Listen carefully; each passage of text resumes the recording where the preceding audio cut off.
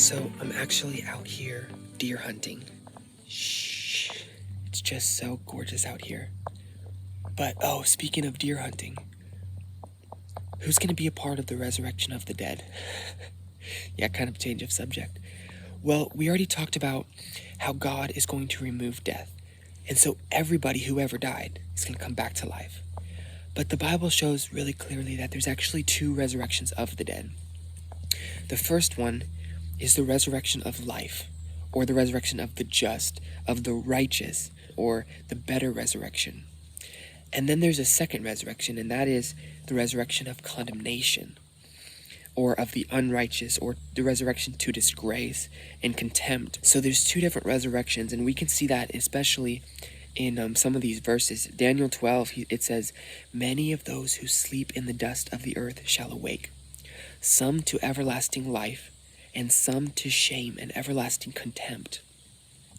And Luke 14, Jesus said, "You will be blessed, because they cannot repay you, for you shall be repaid at the resurrection of the just." John 5:28, "Do not marvel at this, for the hour is coming in which all who are in the graves will hear his voice and come forth. Those who have done good to the resurrection of life, and those who have done evil to the resurrection of condemnation." And in the book of Acts, where Paul is preaching in Acts 24, he says, "I have a hope in God, which they themselves also accept, that there will be a resurrection of the dead, both of the just and the unjust."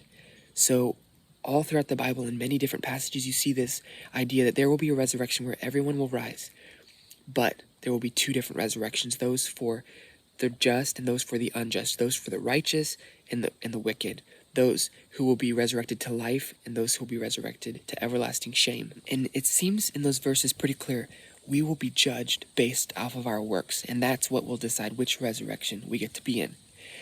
And obviously my first reaction is like, oh no, I have some pretty bad works in my life.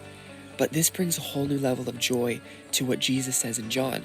His disciples asked him, they said to him, "What shall we do that we may work the works of God?"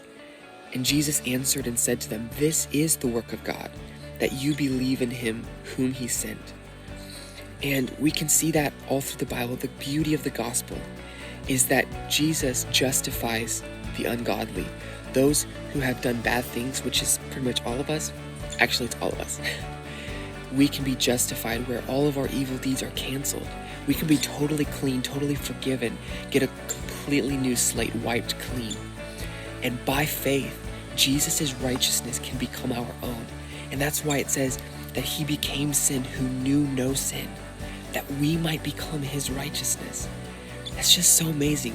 Let's just take a minute to just think about that.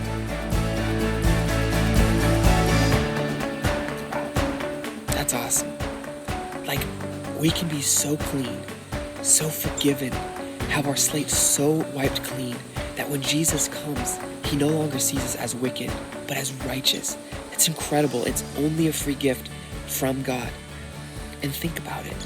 In Romans it says, there's no condemnation to those who are in Christ. So if there's no condemnation for us in Christ, how could we be a part of the resurrection to condemnation? That's not for us. We get to be part of the resurrection of life. So there's two resurrections, the resurrection of the righteous and the wicked. So let's believe in Jesus so we can be part of the resurrection to life.